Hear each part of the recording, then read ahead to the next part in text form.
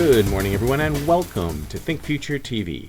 My name's Chris Kalabukas, and once again, we're coming at you live from deep, deep, deep in the heart of Silicon Valley, California. We're talking innovation, startups, the future, not necessarily those, and not necessarily in that order.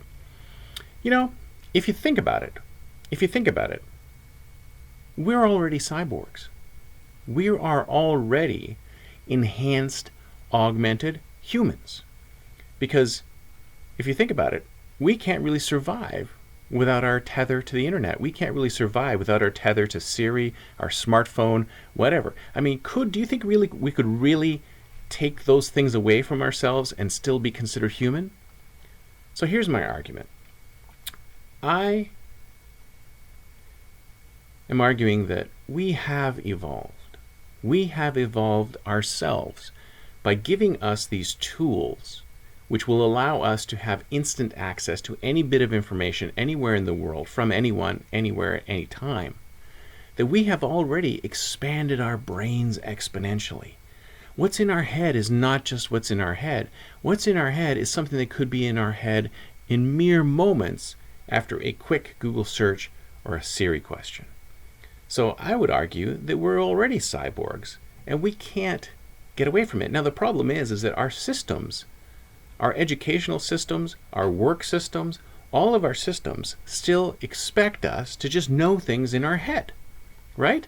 I mean, when you go to class and you go to school and you do a test, they don't let you have calculators. They don't let you have cell phones. When you're in a job interview, they don't let you have a cell phone. They don't let you have a computer so you can consult it. But in real life, that's what you would do. I mean, think about how incorrect a job interview is compared to the real world, right? If you were really sitting at your desk working and something came across your desk and you didn't know what to do, you would ask the internet, right? You would ask Google, you would ask Siri, you would research, you would figure it out. But when you're in a job interview, they expect you to know this thing off the top of your head, right? I mean, that's not real. I think we should just buckle down and realize that we are now augmented humans. And we have been augmented by these smartphones that we carry around with us at all times. And I think our systems should transmute to understand that this is what we are. I mean, I can see it now. I can see all the teachers out there going, "What are you talking about, Chris? You're saying that we could let kids have cell phones in class and use them to look up answers?" I'm saying, yes, that's exactly right. That information, does it really need to be in their head? Or is it okay if it's just instantly accessible or near instantly accessible? Because that is the world that they're going into. You see, this is disruption in work. This is disruption in life. It's disruption everywhere, but we haven't quite changed our systems to get it yet. It's kind of like what I say about the future of work, being anywhere, anytime, any place, for anyone. I mean, people are still looking to try and get people to just go into 9-to-5 jobs, right? When the reality is you can work from anywhere at any time. So it's the same thing with work. It's the same thing with school. We should all just realize that these things are going to be around and they're going to be there to help us.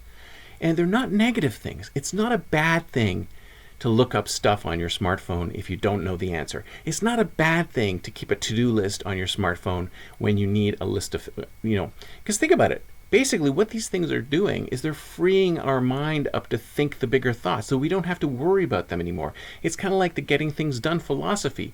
When you have something that you need to do, when you have something that you need to complete, it sort of sticks in your head, and you got to remember it, remember until you write it down. But then once you write it down, you can forget about it.